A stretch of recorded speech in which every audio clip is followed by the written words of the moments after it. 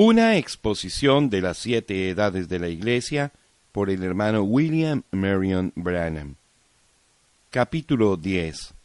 Un resumen de las edades. Debido a que nuestros estudios han sido una exposición, versículo por versículo, de las escrituras que tratan con las 7 edades de la Iglesia, no hemos mostrado un plan continuo de la historia de la Iglesia como debiéramos haber hecho. Es pues nuestro propósito ahora en este capítulo, empezando con la edad de Éfeso, trazar a través de las edades de la Iglesia y su historia como fue dada a Juan por el Espíritu de Dios. No agregaremos material nuevo, sino solamente poner en correlación lo que ya tenemos. De nuestros estudios ya hemos aprendido que mucha de la revelación es totalmente mal entendida porque no conocíamos previamente que la Iglesia, a la cual y de la cual se habla en este libro, no se refiere a la Iglesia pura, los escogidos, el cuerpo de Cristo, la novia, sino que se refiere al cuerpo entero de gente que se dice ser cristiano, ya sean verdaderos o nominales. Así como todo Israel no es Israel, todos los cristianos no son cristianos. Aprendimos que la Iglesia es compuesta de 2 vides, la verdadera y la falsa. Las 2 vides son motivadas por 2 clases de espíritus. Una tiene el Espíritu Santo, mientras que la otra ha sido dotada con el espíritu del Anticristo. Ambas claman conocer y ser conocidas por Dios. Ambas dicen que hablan de parte de Dios. Ambas creen ciertas verdades básicas y están opuestas en otras. Pero siendo que ambas llevan el nombre del Señor, siendo llamadas cristianas, y por razón de llevar el nombre reclaman un parentesco a Él, Dios lo llama matrimonio, Dios las hace responsables a Él y por eso habla a las 2. Además, aprendimos que estas 2 viñas crecerían lado a lado hasta el fin de las edades, cuando las 2 llegarían a madurez y serían cosechadas. La vid falsa no puede vencer como para destruir a la vid verdadera, pero tampoco sería posible para la verdadera traer la vid falsa al conocimiento de la salvación de Jesucristo. Aprendimos la verdad tan sobresaliente que el Espíritu Santo podía caer y en verdad caería sobre cristianos no regenerados de la vid falsa, y se manifestaría poderosamente en diversas señales y maravillas. Aun como Judas tuvo un ministerio definitivo en el Espíritu Santo, aunque él fue declarado ser un diablo. Con estos fundamentos básicos a la vista, empezamos a trazar a la Iglesia a través de las 7 edades. El nacimiento de la Iglesia fue en el día de Pentecostés. Al primer Adán le fue dado una esposa directamente de la mano de Dios, y ella fue libre de mancha por un tiempo breve. Ahora al Cristo, el postrer Adán, también le fue dado una esposa pura y nuevecita en el día de Pentecostés, y ella se mantuvo aparte y sin mancha por un tiempo. De los demás, ninguno se atrevía a juntarse con ellos. Hechos capítulo 5, versículo 13. Y el Señor añadía cada día a la Iglesia a los que habían de ser salvos. Hechos capítulo 2, versículo 47. No sabemos por cuánto tiempo continuó esto, pero un día, así como Eva fue tentada y engañada por Satanás, la Iglesia fue contaminada por la entrada de un espíritu de anticristo.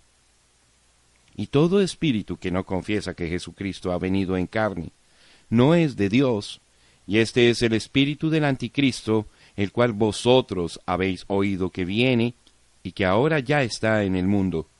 Primera de Juan, capítulo 4, verso 3. Y Jesús dijo esto en relación a su novia allá en la primera edad. Pero tengo contra ti que has dejado tu primer amor. Recuerda, por tanto, de dónde has caído, y arrepiéntete, y haz las primeras obras, pues si no, vendré pronto a ti, y quitaré tu candelero de su lugar, si no te hubieres arrepentido. Apocalipsis capítulo 2, versículos 4 y 5. En la primera edad la Iglesia ya era una mujer caída. Así como Satanás conoció a Eva antes que a Adán, Ahora Satanás había engañado a la iglesia, la novia de Cristo, antes de la cena del Cordero. ¿Qué cosa tenía ella a su derredor que causó la caída? Únicamente Apocalipsis 2:6, los hechos de los Nicolaitas. La primera edad ya se había apartado de seguir solamente la pura palabra de Dios. Ellos se apartaron de Dios y su demanda de una iglesia absolutamente dependiente de Él, dependiendo enteramente de Dios para que Él cumpla su palabra principio a fin, aparte de gobiernos humanos, para seguir un sistema de nicolaísmo, lo cual significa organizar un gobierno humano dentro de la iglesia para hacer como cualquier otro gobierno, legislar para el pueblo. Hicieron exactamente igual como hizo Israel. Ellos tomaron la oportunidad de un gobierno humano en vez de la palabra y el espíritu. La muerte había entrado. Como sabemos, oímos la voz del espíritu que salió en aquella primera edad para que todos oyeran. Al que venciere daré a comer del árbol de la vida, el cual está en medio del paraíso de Dios. La iglesia ya había bebido demasiado del árbol de la muerte, vid falsa, denominacional, cuyo fin es el lago de fuego. Pero ahora ya no hay querubines con espadas encendidas para cuidar el árbol de la vida. Dios no se ausenta de la iglesia como se ausentó del huerto del Edén. No, Él estará en medio de su iglesia hasta la edad final. Y hasta aquel tiempo, Él extiende la invitación a todos para que vengan. Ahora, aquí tenemos que tener mucho cuidado. Este mensaje al ángel de la iglesia que está en Éfeso no es un mensaje a la iglesia local de Éfeso. Es más bien un mensaje para la edad. Aquella edad tenía en ella la simiente de la verdad y la simiente del error, exactamente como está ilustrado en la parábola del trigo y la cizaña. Las edades de la iglesia es el campo, y en este campo hay trigo y cizaña. La iglesia falsa se organizó y humanizó el gobierno y la palabra, y peleó en contra del cristiano verdadero. La cizaña siempre prospera más que el trigo o que cualquiera otra planta cultivada. La iglesia de la cizaña creció rápidamente en esta primera edad, pero la iglesia del trigo también estaba prosperando. Para el fin de la primera edad, los hechos de los nicolaitas estaban aumentando en las iglesias locales de la vid falsa, y esto juntamente con acrecentados esfuerzos de difundir su influencia más allá de su propio cuerpo de creyentes. Su influencia fue conocida entre la iglesia verdadera porque hombres como el venerable Policarpo estaban llamándose obispos, implicando en este título una referencia que no se encontraba en la palabra. También en esa edad, la iglesia había perdido su primer amor. Aquel amor fue tipificado como el amor entre esposo y esposa en el tiempo del matrimonio y en el tiempo de los primeros años de su vida conyugal. Hubo un enfriamiento de aquel amor y abandono completo hacia Dios. Pero fíjese en Apocalipsis 2:1, donde las Escrituras describen al Señor Jesús en medio de su iglesia, sosteniendo los mensajeros en su mano derecha. Él no abandona la iglesia porque ella ha caído y porque la iglesia colectiva llegó a un estado de mezcla de lo verdadero con lo falso. Ella es de Él, y según estos versículos en Romanos, esto es exactamente la verdad. Porque ninguno de nosotros vive para sí, y ninguno muere para sí. Pues si vivimos, para el Señor vivimos, y si morimos, para el Señor morimos. Así pues, sea que vivamos o que muramos, del Señor somos. Porque Cristo para esto murió y resucitó, y volvió a vivir, para ser Señor así de los muertos, como de los que viven. Romanos capítulo 14, versículos 7 al 9. En la cruz Él compró al mundo entero. La gente del mundo es de Él. Él es el Señor de los vivos y de los muertos, en cuanto a dominio, no parentesco. y él anda en medio de aquel cuerpo que tiene entre sí la vida y la muerte. Lo que fue sembrado en la primera edad se desarrollará en la segunda y progresivamente en las demás edades hasta que llegue a madurar y luego la cosecha. Ahora, en la edad de Esmirna, estamos bajo la expectativa de la historia de la iglesia colectiva en una forma más amplia y más clara por medio de una revelación del Espíritu. En esta edad el odio de la vid falsa aumenta. Por medio del versículo 9 vemos que se han separado de la compañía de la vid verdadera. Se apartaron y se alejaron de ellos. Fueron mentirosos, se llamaban lo que no eran. ¿Pero los destruyó Dios? No, dejadlos, ambos perdurarán hasta el tiempo de la cosecha. Pero Señor, ellos deben ser aniquilados porque están destruyendo a tu pueblo, los están matando. No, dejadlos. Pero a mi novia, digo esto, sé tú fiel aún hasta la muerte. Ámame aún más. Aprendimos de una manera inequívoca que esta vid falsa es la vid de Satanás. Su reunión es de él, Satanás. Ellos se reúnen en el nombre de Dios y mienten diciendo que son de Cristo. Predican, enseñan, bautizan, adoran y participan en distintos ritos que Cristo dio a la iglesia. Sin embargo, no son de Dios. Pero porque dicen que son de Dios, Dios los guardará responsables y en cada edad Él habla de ellos y a ellos. Nos hace recordar a Balaam. Él ocupaba el puesto profético. Él conocía la manera correcta de llegar a Dios, como fue mostrado en el sacrificio de los animales limpios. Sin embargo, él no fue un verdadero profeta de la palabra, porque cuando Dios le dijo que no fuera para honrar a Balac con su presencia, él de todos modos buscó la manera de ir, porque fue motivado por su deseo de oro y prestigio. Entonces Dios le dejó ir. La perfecta voluntad de Dios dio lugar a la voluntad permisiva de Dios por razón del deseo del corazón de Balaam. Dios dijo claramente, ve pues. ¿Cambió Dios su modo de pensar? No, Señor. Aunque Balaam fue, la voluntad de Dios se cumplió. Balaam no anuló la voluntad de Dios. De todas maneras se cumplió la voluntad de Dios. Fue Balaam quien salió perdiendo porque él pasó por alto la palabra. Y hoy día tenemos la misma cosa. Mujeres predicando, organizaciones, doctrinas falsas, etc., y la gente adorando a Dios, manifestando en el Espíritu, y siguiendo adelante como hizo Balaam, clamando que Dios le ha hablado aun cuando la comisión recibida es contraria a la palabra revelada. Y yo no niego que Dios les haya hablado, pero es exactamente como cuando Dios le habló a Balaam por segunda vez, sabiendo que Balaam quería el deseo de su propio corazón, más que la palabra, se lo concedió, mas sin embargo, en el fin todavía viendo el cumplimiento de su propia voluntad. También hoy día Dios le dice a la gente que prosiga con el deseo de su propio corazón, porque ya ha rechazado la palabra. Pero a pesar de todo, la voluntad de Dios se cumplirá. Amén. Ojalá que usted pueda ver esto. No solamente aclarará mucho de lo que se ha visto a través de las edades, pero nos ayudará especialmente en esta última edad, cuando tenemos gran cantidad de manifestaciones, bendiciones externas, y cuando la época entera está tan opuesta a la voluntad revelada por la palabra de Dios.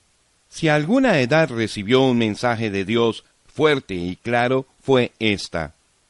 Fue y es aquella edad del Antiguo Testamento. El hijo de la sierva afligirá al hijo de la mujer libre hasta que el hijo de la sierva fuera echado. Eso nos da a conocer que el odio y la blasfemia de Satanás en contra del verdadero cristiano vendrá a través de un grupo de gente que es cristiano, falso y nominal. Esta condición prosperará hasta que Dios desarraigue a la vid falsa al fin de la edad de la Odisea. La tercera edad reveló por el espíritu de profecía que la iglesia mundana aceptaría al nicolaísmo como una doctrina. La separación entre el clero y el laico creció de la verdad bíblica de los ancianos, pastores de manadas locales, gobernando la manada por medio de la palabra hasta llegar a los hechos de los nicolaitas. En esta situación el clero se colocó en grados de dignidad, uno sobre el otro, fórmula que no tiene ningún fundamento en las Escrituras. Y luego esto se transformó en un sacerdocio que colocaba al clero entre Dios y el hombre, concediendo al clero ciertos derechos, mientras tanto negando al laico los derechos que Dios le había dado. Eso fue usurpación. En esta edad llegó a ser una doctrina. Fue establecido en la Iglesia como si fuera palabra de Dios, lo cual no lo era en ninguna manera. Pero el mismo clero lo llamó la palabra de Dios, y en eso la doctrina fue anticristo. Siendo que el gobierno humano no es nada menos que política, la Iglesia llegó a estar mezclada en la política. Esta ligadura fue muy del agrado de un emperador, dictador, quien unió la política de la Iglesia con la política del Estado, y por la fuerza estableció la Iglesia falsa, la religión falsa de Satanás, como la religión verdadera.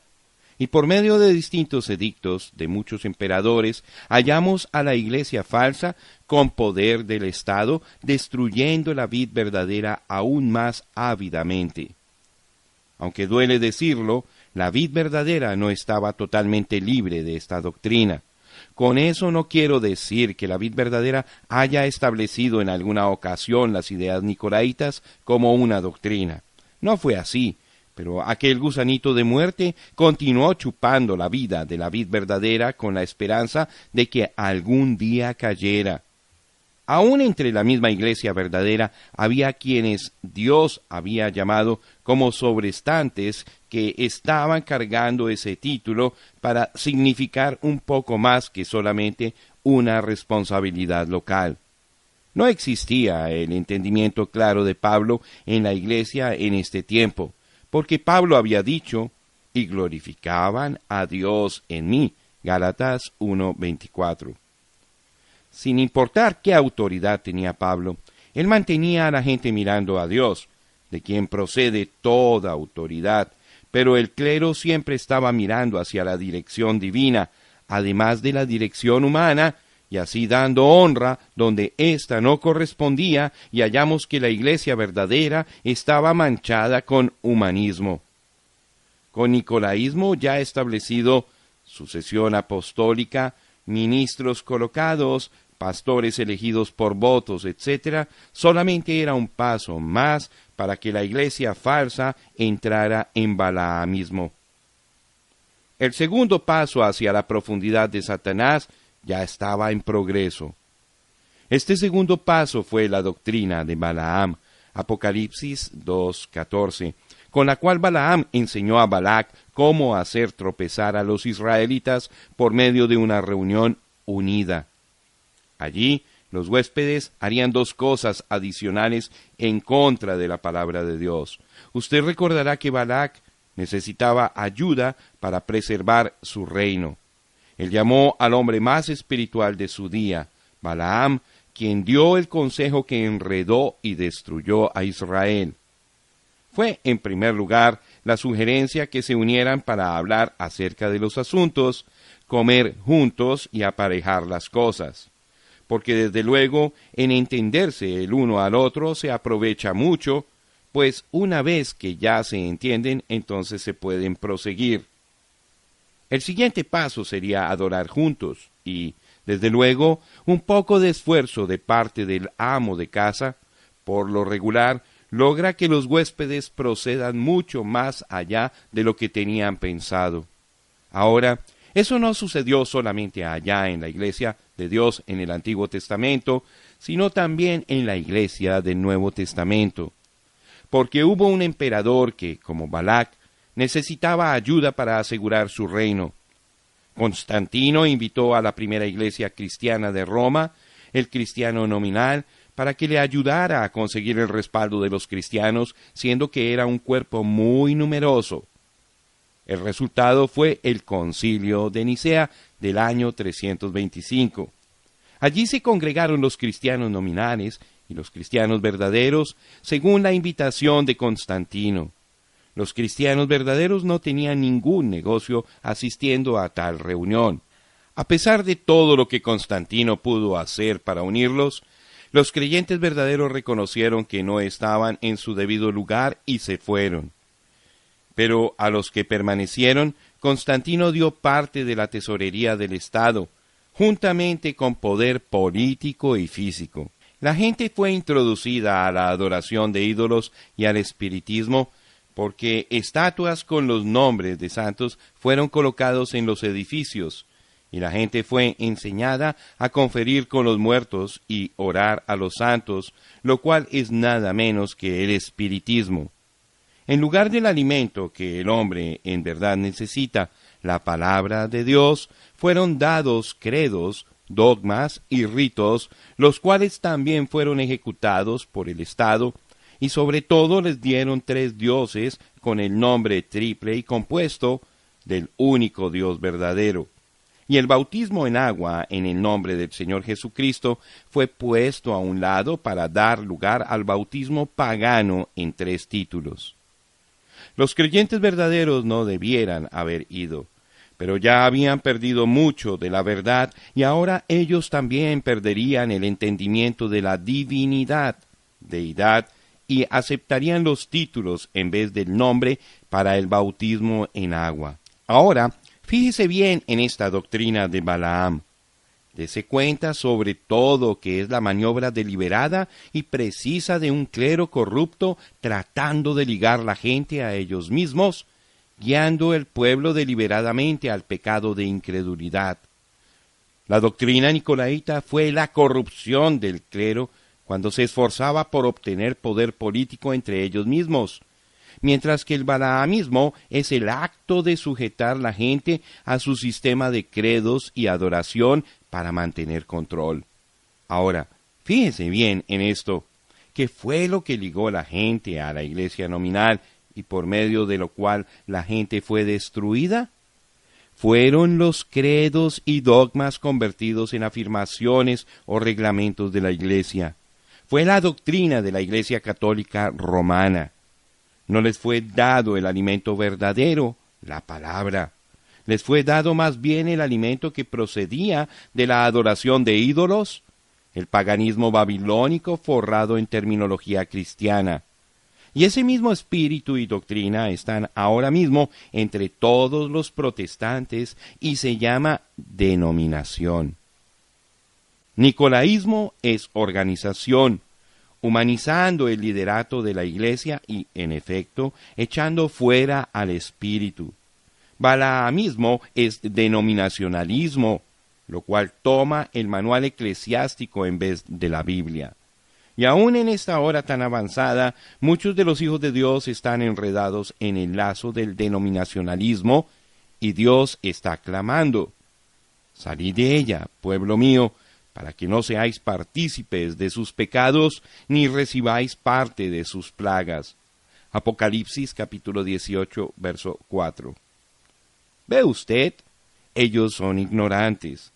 Pero si el rapto llegara a suceder en este mismo instante, la ignorancia no sería ninguna excusa en el juicio de Dios por estar en las filas del enemigo.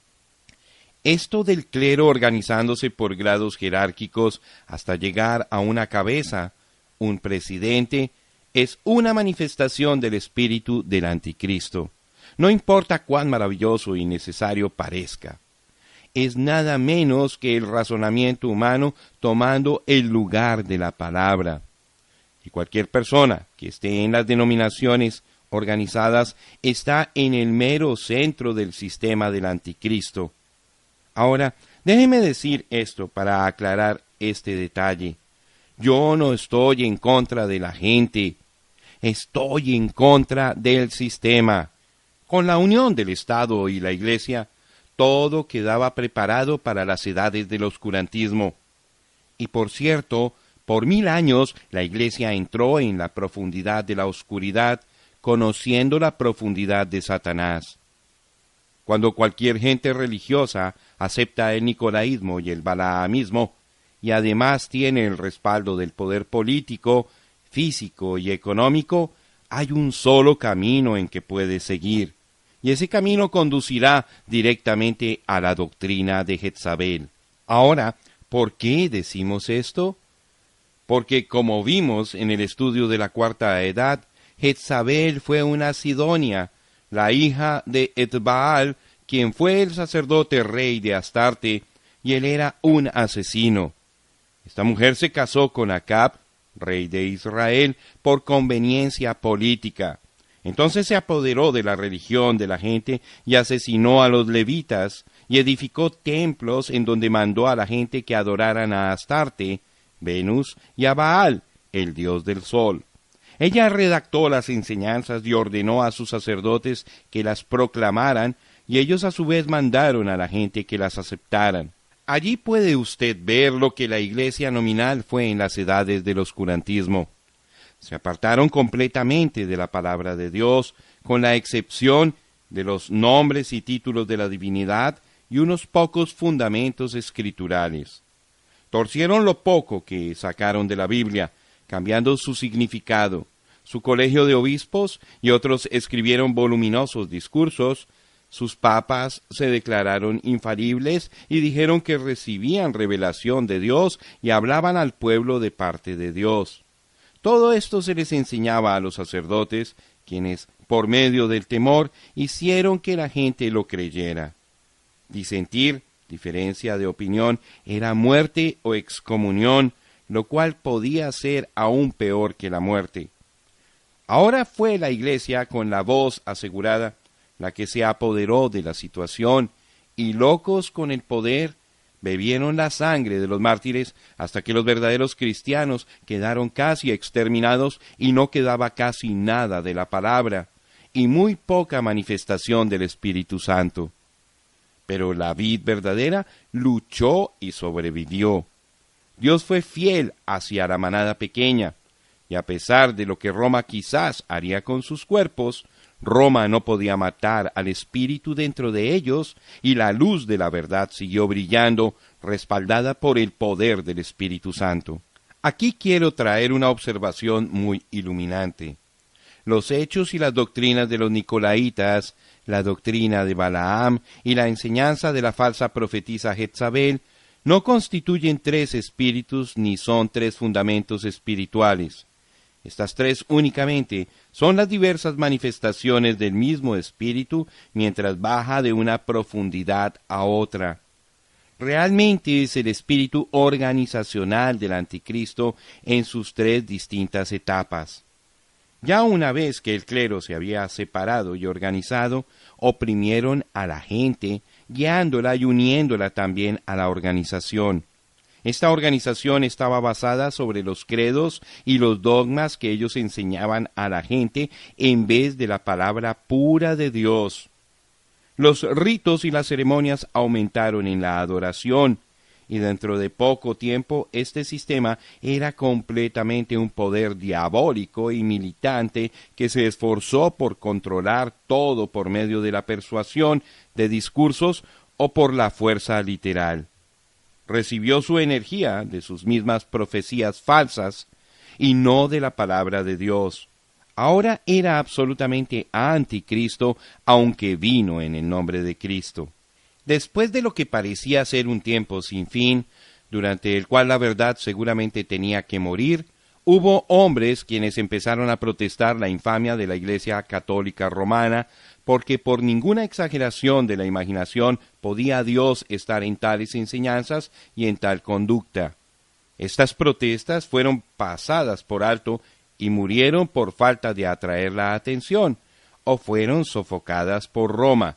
Pero entonces Dios, en su gracia soberana, mandó a un mensajero con el nombre de Martín Lutero para empezar una reforma. Él obró en una situación donde la Iglesia Católica Romana había obtenido tanto poder que estaba al punto de ahorcarse con ese mismo poder. Cuando Lutero predicó justificación por la fe, Por primera vez en muchos siglos, la vid verdadera empezó a crecer de una manera abundante. La Iglesia nominal había utilizado el poder del Estado para respaldarla, pero ahora aquel mismo poder estaba empezando a irse en contra de ella. Y aquí es donde Lutero cometió su error, juntamente con los demás creyentes verdaderos. Permitieron que el Estado los mantuviera, por lo tanto, esta edad no avanzó mucho en la palabra. Pero gracias a Dios que llegó hasta donde pudo. Pero por cuanto confió en gran manera en el poder político, esa edad terminó en organización. Y este mismo grupo, que en la generación de Lutero se había separado de la vid falsa, ahora había vuelto para ser una hija de la ramera, porque entró directamente al nicolaísmo y al balaamismo. Esta edad tuvo muchas divisiones dentro de sí misma. Aún la historia prueba que estaban lejos de la vid verdadera, porque allí se encuentra cómo se perseguían unas a otras, y a veces aún hasta la muerte. Mas hubo unas pocas personas entre ellas, como siempre las ha habido en cada edad. Nos regocijamos en esta edad por esta razón. La reforma había empezado. No fue una resurrección, sino una reforma. Tampoco fue una restauración, pero el grano de trigo que había muerto allí en Nicea y que se había podrido en las edades del oscurantismo, ahora sacó un renuevo de verdad, significando que en algún tiempo futuro, en el fin de la edad de la Odisea, inmediatamente antes de la venida de Jesús, la Iglesia volvería a ser una novia de la simiente de trigo, mientras que la cizaña sería cosechada y quemada en el lago de fuego. Siendo que la quinta edad había traído una gran diseminación de la palabra por medio de la imprenta, la sexta edad con eficacia aprovechó de esto. Esta edad fue la segunda etapa de la restauración y, como hemos dicho ya antes, fue la edad de la inflorescencia. La educación abundaba. Esta fue la edad de hombres intelectuales, quienes amaban y servían a Dios. Abundaban misioneros y la palabra rodeó al mundo. Fue una edad de amor fraternal, fue una edad de la puerta abierta, fue la última edad de larga duración, porque después de ella vendría la edad de la Odisea, la cual sería muy corta. La vid verdadera prosperó en esta edad como en ninguna otra respecto a números en la iglesia local y en el exterior. Esta edad trajo hombres santos a la primera fila. La vid verdadera creció y la vid falsa disminuyó. Dondequiera que fue la vid verdadera, Dios dio luz, vida y felicidad. La vid falsa fue desenmascarada y se pudo ver lo que verdaderamente era: oscuridad, miseria, pobreza, analfabetismo y muerte. Y así como la vid falsa en su día de poder no pudo aniquilar a la vid verdadera, tampoco podía la vid verdadera traer de nuevo la vid falsa a Jesucristo. Pero la vid falsa se estableció firme, esperando la última parte de la última edad, como obtendría todo de nuevo, con la excepción de aquella pequeña manada, quienes son los escogidos, la vid verdadera de Dios. Pero cuán triste nos hace sentir esta edad cuando nos damos cuenta de que cada gran movimiento de Dios, y hubo muchos, se descuidó en este detalle. No arrojó la doctrina del nicolaísmo, pues todos se organizaron y murieron. Entonces entraron en denominaciones para retener a los muertos espiritualmente en campos sin alimento. Ellos no lo sabían, pero cada grupo estaba manchado con ese mismo error, y cuando la lumbre del avivamiento iba menguando, la organización se apoderó y la gente le convirtió en denominaciones. Apenas eran cristianos nominales, aunque cada grupo reclamaba con la misma seguridad con que lo hacía la Iglesia Católica Romana, que cada uno era lo correcto y todos los demás estaban errados. Ciertamente todo estaba listo para que las hijas regresaran a su hogar en la última edad, regresar a Roma, buscando amparo bajo la gallina madre. Y allí llegamos a la última edad, la edad de la Odisea. Esta es nuestra edad. Sabemos que es la última edad porque los judíos ya están de nuevo en la Palestina. No importa cómo llegaron, la cosa es que allí están. Y este es el tiempo de la cosecha. Pero antes de que pueda haber una cosecha, tiene que haber madurez, un tiempo en que ambas vides maduren. La edad luterana fue la primavera, la edad de Wesley fue el tiempo del verano, tiempo de crecimiento, y la edad de la Odisea es el tiempo de la cosecha, cuando se junta la cizaña para hacer quema y el trigo para el Señor. ¿Ha notado usted que en el tiempo de la cosecha hay una aceleración de la madurez y a la vez un estancamiento en el crecimiento hasta que ya no se nota el crecimiento? ¿No es eso exactamente lo que estamos viendo en estos días? La vid falsa está perdiendo miles que terminan con los comunistas y varias otras creencias. Sus números no están aumentando como quisieran que pensáramos.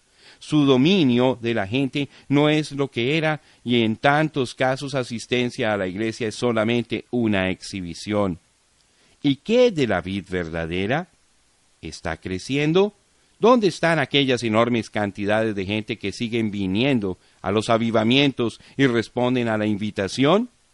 En la mayor parte no vienen en una actitud emocional o deseosos de algo físico en vez de algo verdaderamente espiritual. ¿No es esta edad semejante al día en que Noé entró en el arca y se cerró la puerta, pero Dios conservó el juicio por 7 días? Ni una sola alma fue literalmente convertida a Dios en aquellos 7 días de silencio. Sin embargo, es el tiempo de la cosecha.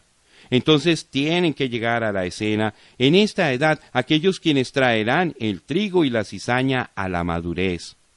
La cizaña ya está madurando con gran rapidez bajo maestros corruptos quienes apartan a la gente de la palabra. Pero el trigo también tiene que madurar. Y a él, el trigo, Dios está mandando el profeta mensajero con el ministerio vindicado para que sea aceptado por los escogidos. Ellos le escucharán así como la primera iglesia escuchó a Pablo, y madurarán en la palabra hasta llegar a ser la novia de la palabra, y las poderosas obras serán halladas en ellos, las cuales siempre acompañan a la fe y la palabra pura. Los grupos de la iglesia falsa se juntarán en un concilio mundial de iglesias. Este concilio mundial de iglesias es la imagen edificada a la bestia.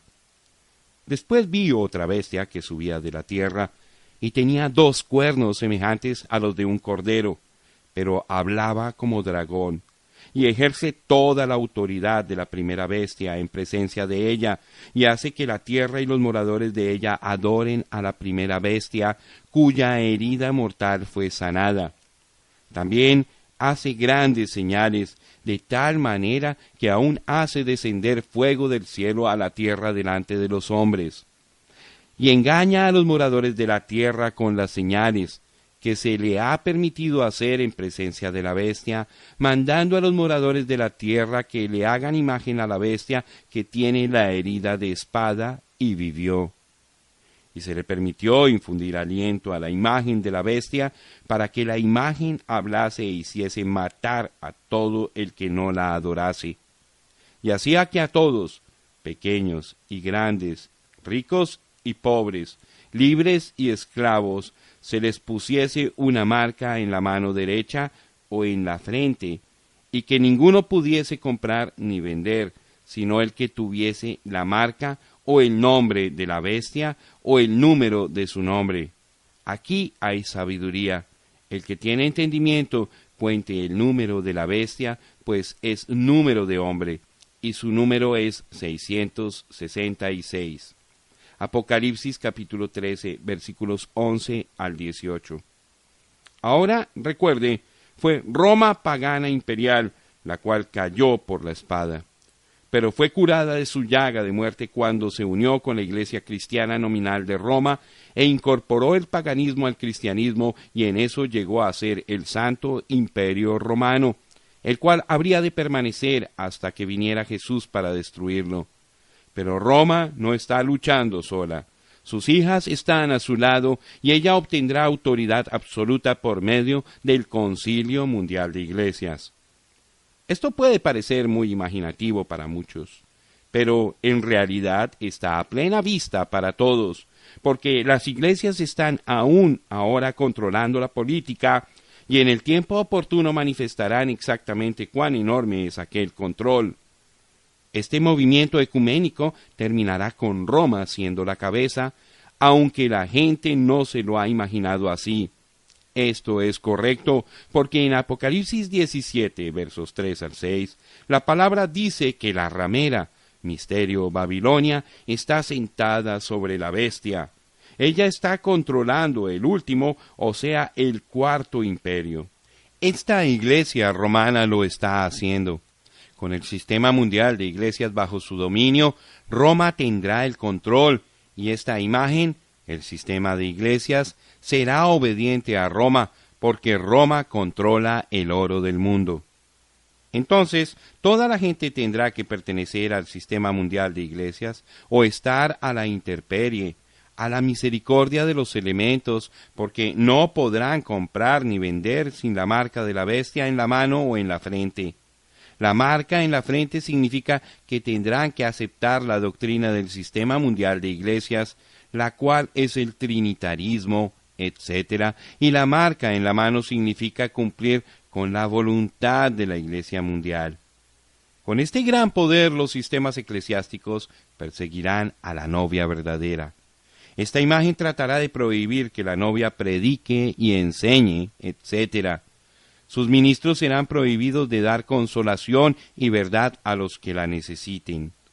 Pero antes de que el anticristo en persona se apodere completamente de este sistema mundial de iglesias, la iglesia verdadera será quitada de este mundo para estar con el Señor. Dios recogerá a su novia para la gran cena del Cordero. Ahora, siendo que este último capítulo es dedicado para trazar las dos iglesias y los dos espíritus desde Pentecostés hasta la consumación de cada cual, tomaremos estas últimas páginas para mostrar esto en la edad de la Odisea. Esta edad empezó un poco después de la entrada del siglo XX, siendo que habría de ser la edad en que la iglesia verdadera regresaría a ser la novia como era en el día de Pentecostés. Sabemos que de hecho tiene que haber un regreso del poder dinámico. Los creyentes sintieron esto en sus espíritus y comenzaron a clamar a Dios para que Él les diera un nuevo derramamiento como hubo en el primer siglo. Lo que parecía ser la respuesta vino cuando muchos empezaron a hablar en lenguas y a manifestar dones del Espíritu. Entonces fue creído que esto era lo que por tanto tiempo se había esperado, la restauración. No fue eso, porque la lluvia tardía solamente puede venir después de la lluvia temprana, la cual es la lluvia de primavera, o sea, la lluvia de enseñanza.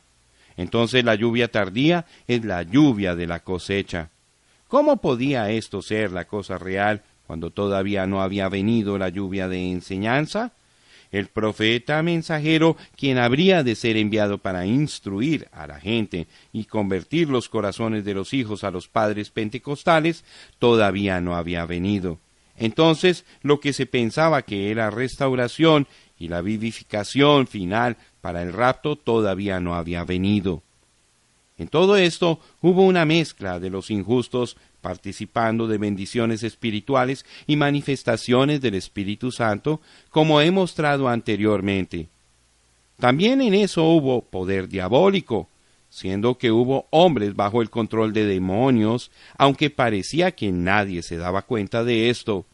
Y luego, para probar que esto no era lo verdadero, esta gente, aun antes de aparecer la segunda generación, se organizó y escribió sus doctrinas no basadas en las Escrituras, y edificaron sus paredes así como hizo cada grupo anteriormente. Recuerde, Judas estaba sobre la tierra al mismo tiempo que estaba Jesús. Cada uno procedió de distintos espíritus y al morir cada uno fue a su propio lugar. El Espíritu de Cristo después vino a morar sobre la iglesia verdadera y el espíritu de Judas vino a morar sobre la iglesia falsa. Vi cuando el Cordero abrió uno de los sellos y oí a uno de los 4 seres vivientes decir como con voz de trueno: «Ven y mira». Y miré, y aquí un caballo blanco, y el que lo montaba tenía un arco, y le fue dada una corona, y salió venciendo y para vencer. Cuando abrió el segundo sello, oí al segundo ser viviente, que decía: «Ven y mira». Y salió otro caballo bermejo, y al que lo montaba le fue dado poder de quitar de la tierra la paz, y que se matasen unos a otros, y se le dio una gran espada. Cuando abrió el tercer sello, oí al tercer ser viviente que decía: «Ven y mira». Y miré, y aquí un caballo negro, y el que lo montaba tenía una balanza en la mano. Y oí una gran voz de en medio de los 4 seres vivientes que decía: 2 libras de trigo por 1 denario, y 6 libras de cebada por 1 denario, pero no dañes el aceite ni el vino. Cuando abrió el cuarto sello, oí la voz del cuarto ser viviente que decía: «Ven y mira».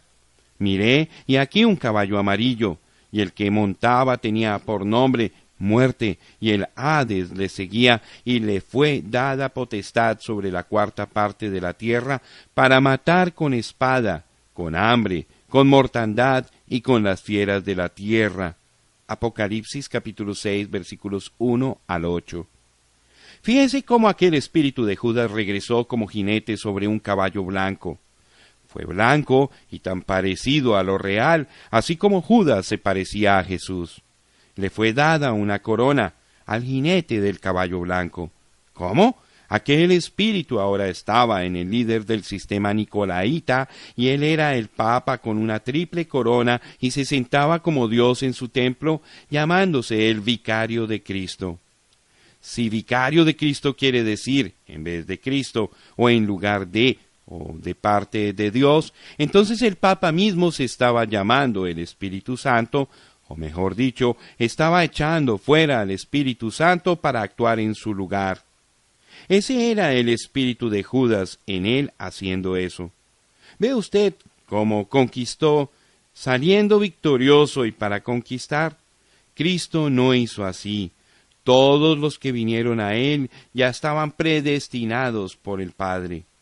Y así continuó aquel espíritu, y algún día literalmente llegará a encarnarse en un hombre quien encabezará el Concilio Mundial de las Iglesias, así como hemos estado diciendo. Y por medio de su oro, recuerde que Judas guardaba la bolsa, él controlará al mundo entero, y aquel sistema del anticristo poseerá todo y tratará de controlar a toda persona. Pero Jesús volverá y destruirá todo esto con el esplendor de su venida, y entonces el fin de esta gente será el lago de fuego. Pero, ¿qué de la simiente verdadera? Sucederá exactamente como hemos dicho. El pueblo de Dios está siendo aparejado por medio de la palabra de verdad procedente del mensajero de esta edad. En ella se encontrará la plenitud de Pentecostés, porque el Espíritu traerá de nuevo la gente a donde estaban en el principio. Eso es, así dice el Señor, y es así dice el Señor, porque así dice en las Escrituras. Vosotros también, hijos de Sión, alegraos y gozaos en Jehová vuestro Dios, porque os ha dado la primera lluvia a su tiempo, y hará descender sobre vosotros lluvia temprana y tardía como al principio. Las eras se llenarán de trigo, y los lagares rebosarán de vino y aceite. Y os restituiré los años que comió la oruga, el saltón, el revoltón y la langosta, mi gran ejército que envié contra vosotros. comeréis hasta saciaros, y alabaréis el nombre de Jehová vuestro Dios, el cual hizo maravillas con vosotros, y nunca jamás será mi pueblo avergonzado. Joel 2, 23 al 26. Ahora dice que Dios va a restituir. La edad luterana no restauró la iglesia, más bien allí empezó la reforma. La edad de Wesley no restauró.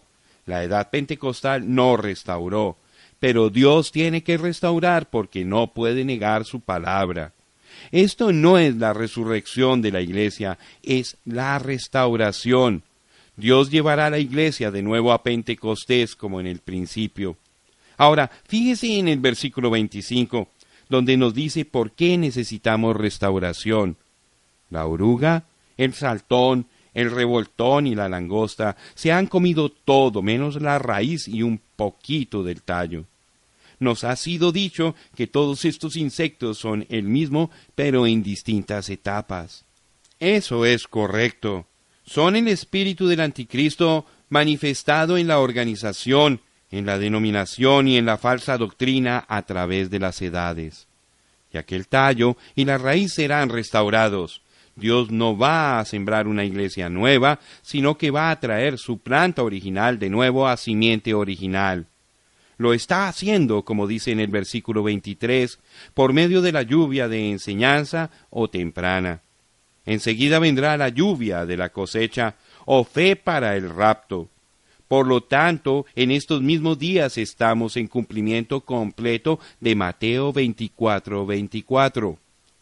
Porque se levantarán falsos cristos y falsos profetas, y harán grandes señales y prodigios, de tal manera que engañarán, si fuera posible, aún a los escogidos. ¿Y quiénes son los que se esforzarán por engañar a los escogidos?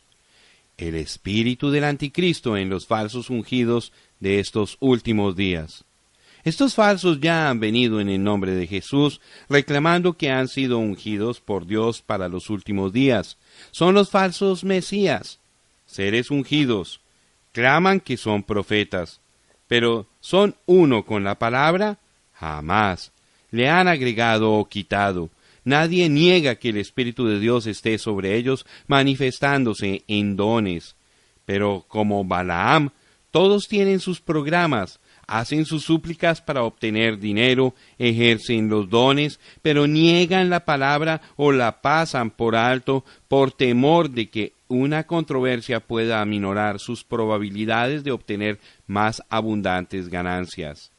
Sin embargo, predican la salvación y liberación por medio del poder de Dios, así como Judas, con un ministerio conferido por Cristo. Pero porque son de la simiente contraria, consecuentemente tienen un espíritu contrario motivándolos. ¿Religiosos? ¡Ay! ¡Ay! ¡Ay! Brillan aún más que los mismos escogidos en cuanto a celo, pero es el celo de la Odisea, no el de Cristo, porque van en busca de las multitudes, los programas y las señales sobresalientes en su medio. Predican la segunda venida de Cristo, pero niegan la venida del profeta mensajero, aunque en cuanto a poder y señales y la verdadera revelación, Él los deja a todos en la oscuridad.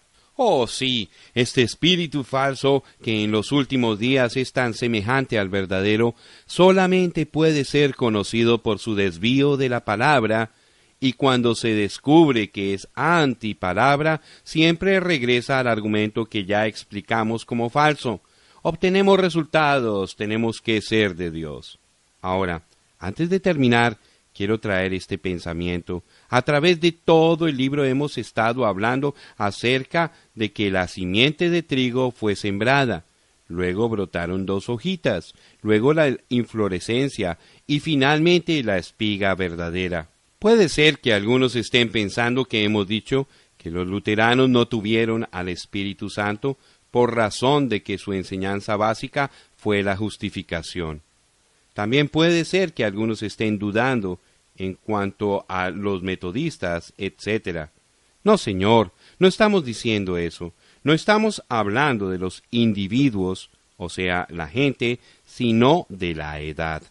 Lutero tuvo el Espíritu de Dios, pero su edad no fue la edad de la restauración completa por medio de otro derramamiento como en el principio. Fue lo mismo con Wesley, Booth, Knox, Whitefield, Brainerd, Jonathan Edwards, Mueller, etc. Ciertamente ellos fueron hombres llenos del Espíritu Santo, pero la edad en que cada uno vivió no fue la edad de restauración, ni tampoco fue ninguna otra edad sino esta última edad, la del oscurecimiento completo y apostasía. Esta es la edad de la apostasía y también la edad de la restauración. Es la edad en que se termina el ciclo. Con esta edad todo se acaba. Entonces, así concluimos las 7 edades de la Iglesia, diciendo solamente lo que el Espíritu dijo a cada edad. El que tiene oído, oiga lo que el Espíritu dice a las iglesias. Yo sinceramente creo que el Espíritu de Dios nos ha estado hablando, no solamente enseñándonos las verdades de las edades, pero también ha estado obrando fielmente con corazones de individuos para que ellos se rindan a Él. Esa es la razón de todo predicar y enseñar, porque es en el predicar y en el enseñar de la palabra que las ovejas oyen la voz de Dios y le siguen. Ni por un momento traigo yo un mensaje a las gentes con la intención de que me sigan a mí, o que se unan a mi iglesia, o que vayan a comenzar algún compañerismo u organización. Nunca he hecho eso y no lo haré ahora. En esas cosas no tengo interés, pero sí tengo interés en las cosas de Dios y de su pueblo, y si puedo lograr una sola cosa, entonces estaré satisfecho.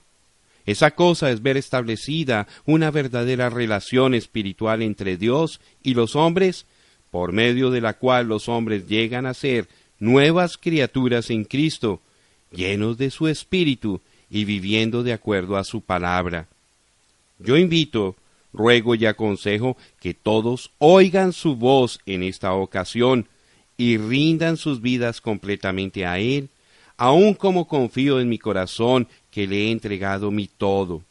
Dios le bendiga y que su corazón se regocije en su venida.